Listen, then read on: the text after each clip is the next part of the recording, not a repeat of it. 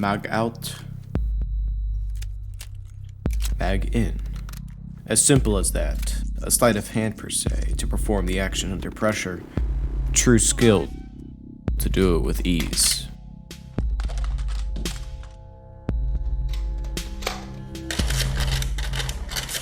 Fast. Intricate. Unique. Effective. The reload.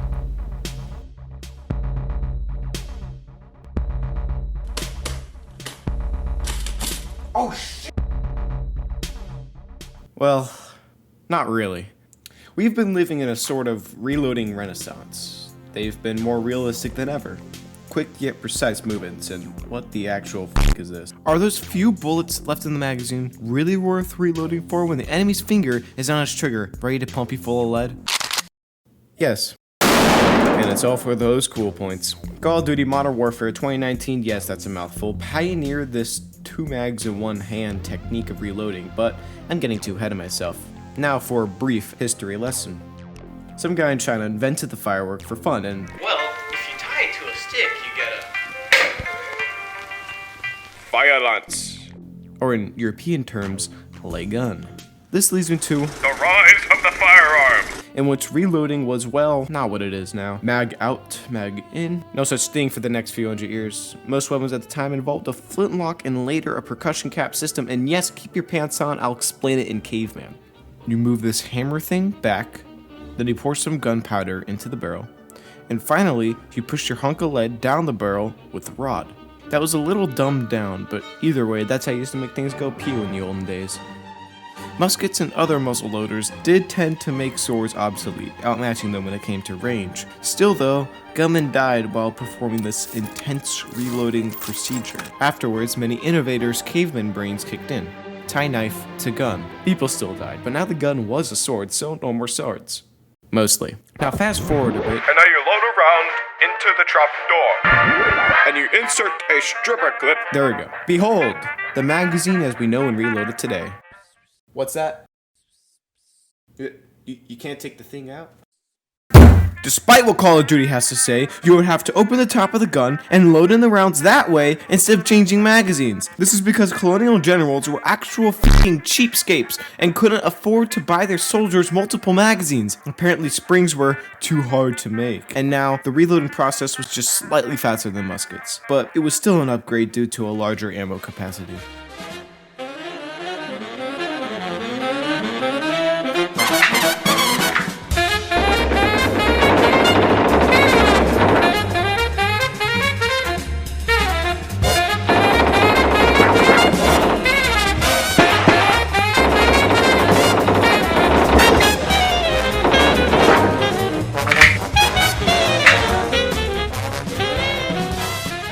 And when combat changed, so did the weaponry. And like that, top loading went the way of the dinosaur. Okay, not completely, but we're on the right track. Introducing the magazine release. I know, innovative. Now make them so cheap, no one will raise an eyebrow if you lost one. And presto, Modern Warfare. No, not that one, but we're getting there. Film's portrayal of guns has been subpar since its conception, especially when it comes to reloading. It simply doesn't exist. Characters fire shot after shot, almost infinitely, without paying attention to physics. Only recently has reloading been accepted in mainstream films. Saving Private Ryan introduced it to war movies and John Wick introduced it to the action movies. But otherwise, reloading is taboo in the film industry. This leads you to the virtual world of video games, in which firearms had always had a firm foothold in. They first showed up in arcades, which were all the rage back in the good old days, but we don't have time for that, and there were no reloads to speak of. The mint new personal computers were a huge step up as a platform for the shooter genre to build on. These bad boys had an astonishing 1 gigabyte of storage and a whopping 2 gigs of RAM, whatever that means. They could run games, but not just any games, 3-dimensional games, particularly what is now known as the boomer shooter. For the 3 middle-aged men who still remember what Quake and Duke Nukem were, great, no one cares.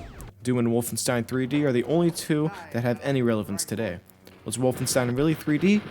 No, that's just to make it sound more advanced. It was actually 2.5D.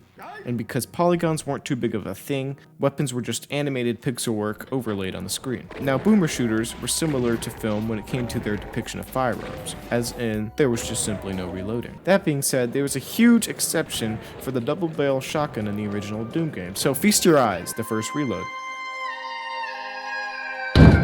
Alright, that's enough. It wasn't until the late 90s and the early 2000s when true reloading animations started to kick off. One of the first games to come to mind that has reloads for most of its weapons is Valve's first game in any sci-fi nerd's massive wet dream, Half-Life. This is a game where a science experiment gone wrong tears a portal to a different dimension, releasing bloodthirsty monsters of all shapes and sizes. The game basically invented the sci-fi horror shooter as you survive and try to escape the underground laboratory of Black Mesa. Since Half-Life was a hit, so were its mechanics. In fact, both Half-Life games are credited for inventing the modern FPS, with direct derivatives like Counter-Strike, Garry's Mod, BioShock, Portal, Team Fortress, Left 4 Dead, Halo, Far Cry, Battlefield, Resident Evil, story-based shooters, any game with a physics engine, and the campaign mode structure as seen in Call of Duty. All these games share attributes with Half-Life, some more than others, with the vast majority of them including a reloading system. Instead of using every bullet you have to your disposal on end without punishment, now there are two ammo pools. One set to a certain amount that is replenished via an animation, and another for surplus ammo that's in reserve, or in English, a reload. Due to technical limitations at the time, or to be honest, pure laziness, only one magazine could be shown on the screen at a time, and to combat this, game developers designed the animations with a certain formula. The avatar takes the magazine out, which goes out of view of the player, and the avatar brings the same one back up and into the gun. The magazine is just taken out, then put back in. Some games hit this trick better than others, and many didn't. Todd, what the f is this? You had one job and you f***ed it up. Yo, dude, what the f? That wasn't me. Even after advancements in video game technology, this classic reload style was only built upon instead of changing into something new. During this era, we saw various prototype versions of the Modern Warfare 2019 reload style sprinkled around multiple FPS titles. This was an illusion of what was to come. That being Call of Duty Modern Warfare 2019, which is still a mouthful of a name, and it's still one of the most influential games out there when it comes to the art of the reload. The developers need something efficient, tactical, modern, and most importantly, cool. So the in-game operators go out of their way to show off their ludicrous motor skills, and believe me, I've tried too. Oh, my magazine was backwards. Why reload if you can reload? The MW 2019 style quickly spread to other flagship titles like Far Cry, Battlefield, tactical shooters, and whatnot. Now people are on a craze to reload anything and everything with the rise of YouTubers that reload for a living. And I wish I was kidding. These are such influential figures, such as Schrodinger, no, not the scientist, Alyx Workshop, and I don't really give a shit. They all do the same thing. I mean, half the time they don't even shoot the thing. They just pretend they're in a game. That's it. I mean, get a fucking life. I can do this too. Watch this. There. Go sub the Jacques for daily reloading videos. Link in the fucking description. From humble origins past a world of innovation, the reload stands as a staple in the world of firearms, advancing throughout the years with an ever-changing appearance. Yet the fundamentals remain the same. Who knows what's next for the reload? Just like the magazine, how will it change? Only the future can decide. The reload. Tradition.